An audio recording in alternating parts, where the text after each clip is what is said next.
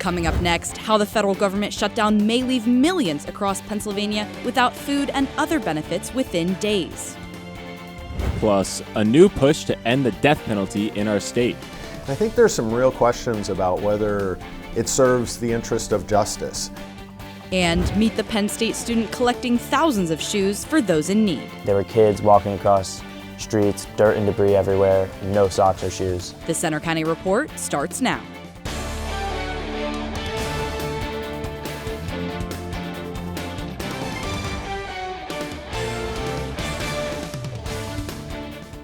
Good afternoon, I'm Emma Goldkoff. And I'm Alec Brown. Thanks for joining us for the Center County Report. Our top story, it's day 24 of the federal government shutdown and money for essential services could reach a crisis point. Reporter Anna LaCastro is live in our studio with new information. Anna? Alec, the shutdown effects are far-reaching. Payments for federal food and heating assistance could run out soon, and some states have warned funding for Head Start preschool programs is in jeopardy. Here in Pennsylvania, the state has announced that recipients of SNAP, the Supplemental Nutrition Assistance Program, will not receive benefits that were set to be paid in November, and they won't resume until the shutdown ends. This sudden pause in aid, combined with SNAP eligibility changes that were already set to begin November 1st, have communities and food banks bracing for impact. We were estimating to have a lot of people, hundreds of thousands of people, fall off of the SNAP rolls anyway. So the need was going to increase, but now there's not even the money to make sure that the people who are eligible, that qualify under the new program, get that money as well. We've seen the lines increase at food distributions, and we do them all over the county. There's a lot of organizations, food banks, the YMCA, churches that manage these, and the need has been increasing, but it's about to explode. As for the federal government, the Senate yesterday rejected partisan bills to pay federal workers during the shutdown, with both Republicans and Democrats deflecting blame, as many employees are set to miss their first full paycheck this week. Air traffic controllers are now missing their first paychecks, and the Transportation Secretary says he cannot guarantee flights won't be delayed or canceled. And Pennsylvania's two senators, Dave McCormick and John Fetterman, posted a video showing their bipartisan support and calling for the end to the shutdown. And another deadline approaching, November 1st is the beginning of open enrollment for people who use the marketplaces created by the Affordable Care Act. I'm Anna LaCastro reporting. Now back to you. Thanks, Anna. There's a new push in Pennsylvania to end the death penalty here, just as the prison housing the death chamber is closing. Reporter Tommy Maltz gives you the latest. As Pennsylvania begins the process of closing Rockview State Prison near Bellefonte, the fate of the state's death chamber, which is housed here, is uncertain. There's been no word on whether officials will move to another prison. At the same time, there's a new push to officially end capital punishment altogether in Pennsylvania. I think it's been a long time effort to try and officially repeal the death penalty in Pennsylvania. State Representative Paul Takak of State College is watching the issue closely. You can make the argument that some crimes are worthy of that punishment, but whether that serves the interests of justice or whether it serves the interest of Pennsylvania taxpayers is a completely separate question. I'm standing outside of Rockview State Correctional Institution, which is slated to close its doors at the end of this year. This move is just one of two big moves that would mean the end of the death penalty in the state of Pennsylvania. A new bill introduced in the State House would end Pennsylvania's use of the death penalty, but in practical terms, the state hasn't executed anyone since 1999. Our Auditor General has said in the past that it's cost Pennsylvanians over $1 billion to maintain folks on death row and with all the appeals and everything else. And I think there's some real questions about whether it serves the interest of justice. There are more than 90 people on death row in our state. In State College, I'm Tommy Malls for the Center County Report. The Department of Corrections says more than 600 Rockview employees are being offered jobs at SCI Benner and SCI Smithfield when Rockview closes in the coming months. Governor Josh Shapiro is releasing a memoir in January. The book is called Where We Keep the Light, Stories from a Life of Service. The publisher says it's scheduled to be released January 27th. It'll include everything from the fire at his Harrisburg governor's mansion to his political rise as a prominent national Democrat. According to the publisher, Shapiro will share powerful stories about his family, faith, and his political career. There's new information today on a controversy involving a college newspaper. Indiana University in Bloomington has created a task force on the independence and sustainability of the student paper there. That's after administrators cut print editions and fired the media director. He refused to keep news stories out of a homecoming edition. Student journalists at Penn State's paper, The Daily Collegian, hope Indiana students continue to report with integrity. I think it tells student journalists that if they don't comply with university demands, they will face consequences. And I really hope that those students at Indiana continue to report with journalistic integrity and rigor. The Daily Collegian cites its editorial independence from the university, although it does receive funding from Penn State. A State College story is cleaning up after a crash left people there stunned. A car crashed into the Trader Joe's on Patriot Lane yesterday. You can see it smashed into the glass front entrance of the store. There's no word on a cause of the accident. An employee says no one was hurt. Shavers Creek Environmental Center is closing to the public from Monday until early winter. The center in Huntington County plans to use the time to expand on its parking lot size and do other maintenance projects. The goal is to increase the number of visitors without affecting the surrounding wildlife. And Clearwater Conservancy is nearing its almost $900,000 goal to protect the land of a farm in Harris Township. Hess Farm is home to Roaring Run, which is part of the Slab Cabin Run tributary. Clearwater has been working toward conservation for the farm since 2018, with goals centered around groundwater protection. This will be the latest move in their Slab Cabin Run initiative, focused on ensuring a reliable, clean water supply. Being able to conserve the land and sort of determine what happens with it long term is really important to being able to protect that drinking water source from threats. Clearwater also asked Harris Township and the borough to consider contributing money to the project. For the first time ever, a library in downtown State College hosted an event to help the disabled. Mike Landis reports. Resources, support, and opportunities. An afternoon full of connecting people with physical and cognitive disabilities. State Representative Paul Takak's team hosted their first ever accessibility resource fair at Schlow Library in State College. The event featured local organizations, interactive games, and a guest speaker who shared her struggles with disabilities. Takak talked about how it all came together. And I gotta say, the genesis of the idea came from our interns. Every year we have a couple of interns join us, usually from Penn State, and they do a capstone project. And they had a really great idea. The fair offered resources and connections from support services and employers. They had advice and information about the opportunities available to help people with disabilities thrive. While many local organizations and support services here at the inaugural event provide an opportunity for members of the community, it also spreads awareness outside the county and gives those with disabilities an opportunity to feel more supported in their day-to-day lives, whether it's as a student or in their field of work. Rasha Wakeil is an intern in Takak's office. She worked the event and said resources like those showcased here can help people like her sister. As someone who has a nonverbal sister with autism, a lot of the resources were stuff that we had to find out on our own, and so putting on an event like this for people to easily have these resources available to them and know that they exist is something that's really important. On a local level, there's a lot available. Some of the resources that we have are the Learning Garden, so it's sort of a organization where it gets together people with disabilities to do fun gardening activities. After a successful first event, the hope is for this fair to become an annual tradition.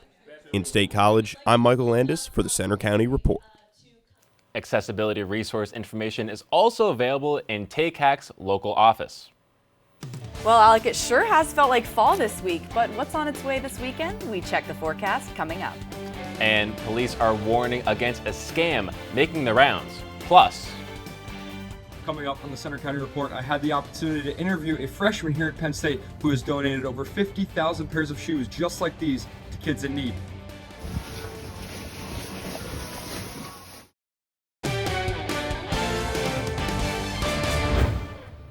The State College Police Department is warning people about a phone scam. It involves a caller claiming they're a police officer and saying you missed a court hearing and must call back immediately to avoid arrest. But the callback number is not associated with the department. Authorities remind you that law enforcement agencies will never ask for payment to avoid jail. Have you ever had an extra pair of shoes sitting around your house? One State College student has a solution for turning your clutter into something good. Nico Rodriguez is in the studio with the story. Nico? Thanks, Alec. I had the opportunity to talk with a Penn State freshman whose personal mission is to help others, one soul at a time. Let's take a look. Souls for souls! Zach Miller is a Penn State freshman who, you might say, has an obsession with shoes, specifically donating them. My mom showed me this video on the Souls for Souls website. There were kids walking across streets, dirt and debris everywhere, no socks or shoes. At just 8 years old, Zach decided to help. It kind of hit me right away. I was like, first of all, I'm going to do this, but how is this fair? I have shoes, all different types of things. I have cleats for lacrosse. I had basketball shoes, sneakers, and these kids didn't even have one pair. So I decided that pretty much right there. I was only 8, but I was going to do something about it. Souls for Souls is a charity that provides shoes and clothing to people in crisis. Zach's family had made donations there before, and when he hit his teenage years, he was looking for a project for his bar mitzvah. He started asking friends and family for shoe donations. The project grew, and Zach started receiving boxes from Souls for Souls to put outside local businesses for more donations. The project took off more than he ever imagined. Souls for Souls and I were talking. We were like, we can do something big here. We can create a lot of change. So we put out a press release for 25,000 pairs, and I hit that in 2021. And then just last week or the week before, I hit 50,000 pairs of shoes, yeah. Zach attributes all of his success to his mom. My mom is my biggest support system. She's there all the time. She runs the storage unit we have right now, currently, while I'm here. Yeah, she's everything for me. What started as an idea at 8 years old has now turned into a lifelong passion project to help others. Although not actively donating shoes while here at Penn State, Zach does hope to start a shoe donation program in University Park. I'm Nico Rodriguez. Now let's check the weather.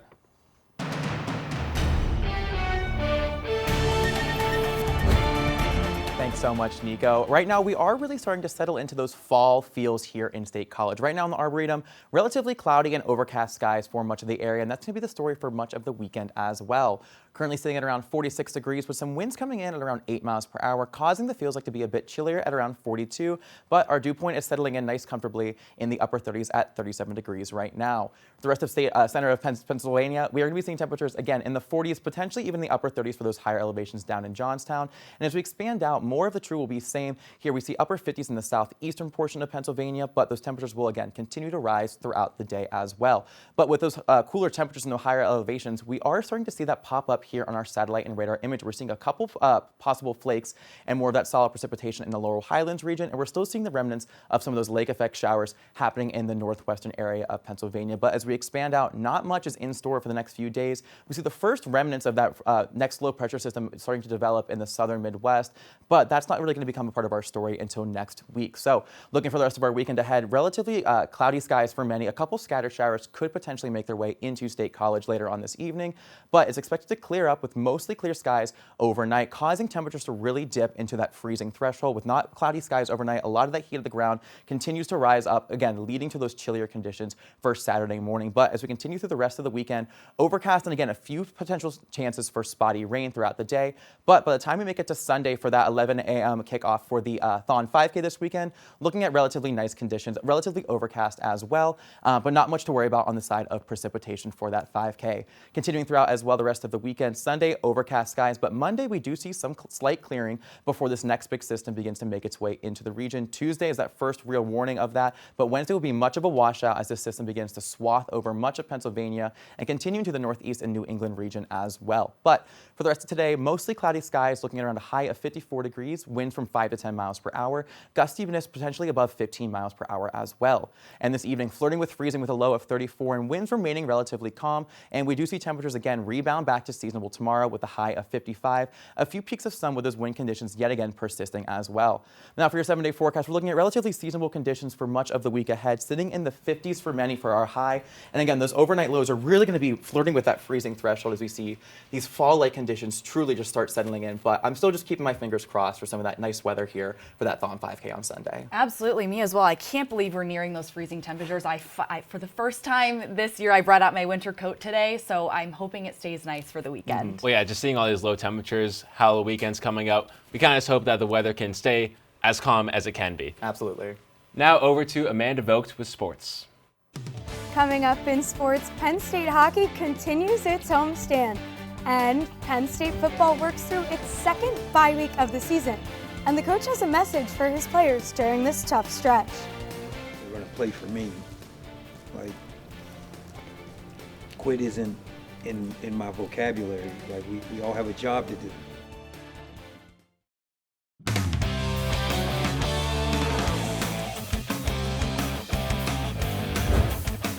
I'm Amanda Vogt with sports. Penn State football is in its second bye week of the season. With matchups against the top 2 ranked teams in the country coming up, there's a lot of work ahead for the Nittany Lions. Let's take a look. It's another quiet week at Beaver Stadium, but there's plenty for interim coach Terry Smith and the team to do in the Lash football building. This is a CEO job, and it's so much more than coaching guys on the football field. Andy Koltanicki, Penn State's embattled offensive coordinator, says recent changes and challenges add another layer to Penn State's unexpected season. To a lot of people, we're just a college football version of Keeping Up with the Kardashians. We're just a reality show, and people love the drama and the soap opera that evolves around college athletics. Who's getting hired, who's getting this job, who got fired, who's going to the portal. Bye weeks are big recruiting opportunities, and Terry Smith must do some damage control. Penn State currently has no commits in the 2027 class. Our message is, Penn State's had 3 coaches in, 60 years or whatever. We're going to hire a great coach, and this place is still Penn State. Meanwhile, Penn State's offense continues to struggle, and Koltanicki has been heavily questioned. It ranks 97th in the country in total offense. It hasn't gone like we were hoping. And what do? You go to the next play, you go to the next game, you go to the next moment and opportunity. But I don't really have a good explanation for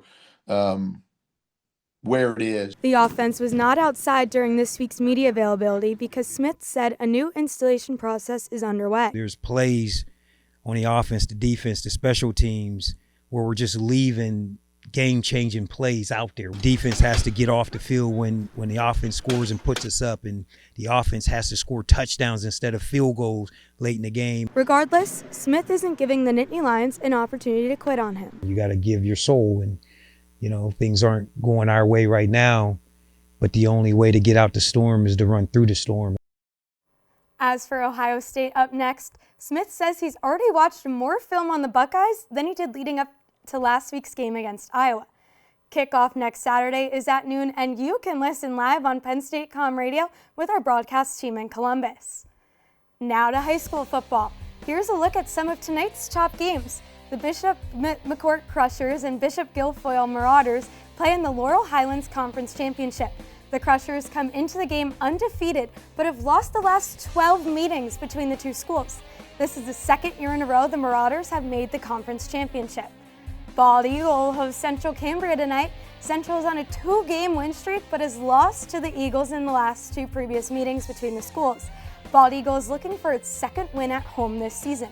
And the 8-1 State College Little Lions head to Harrisburg to play 7-2 Bishop McDevitt. The last time these schools met, it was a shootout, with the Little Lions coming out on top 58-55. It's another big home weekend for Penn State hockey. The women welcome Lindenwood this afternoon, while the men host Stonehill tonight. Matt DeMarsico was named Big Ten Hockey First Star of the Week. The junior registered 6 points last weekend against Long Island University, including a hat trick. Tessa Janicki, Danica Maynard, and Katie Disa were named AHA forward, defenseman, and goalie for their performances last week against Mercyhurst. Women's hockey is undefeated at 8-0. And women's volleyball is hosting its Dig Pink match tonight against Rutgers. It's the first home match since the Nittany Lions defeated Northwestern almost 2 weeks ago.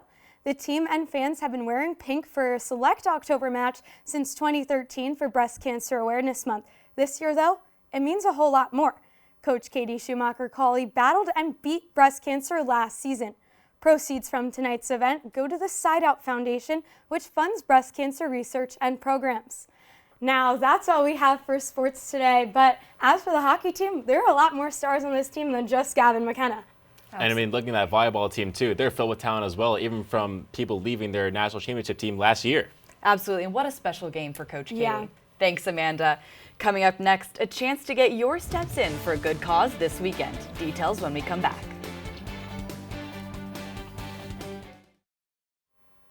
The State College community is lacing up for a good cause. The annual Thon 5K benefiting Four Diamonds is set for Sunday at 11 a.m. Events kick off with the kids race starting around 10:40. Participants can also enjoy live entertainment, food trucks, and a Thon merchandise sale. This year's theme is Inspire Every Step. I would say a significance of this theme is to signify the purpose and the hope and the drive that the 5K inspires. It's amazing to see all the runners with so much enthusiasm, so much spirit, passion for the cause. You can join the 5K from home by going to thon.org/livestream. The Penn State Dance Marathon is set for the weekend of February 20th, with money raised going to help childhood cancer patients and their families. Well, it's a good event for sure, and that's all for our today's newscast. We hope you'll join us Tuesday for our next local news update. But you can follow us anytime for breaking news on our Center County Report X. And you can see our stories on our Facebook page, Instagram, YouTube, and our website. Have a good weekend.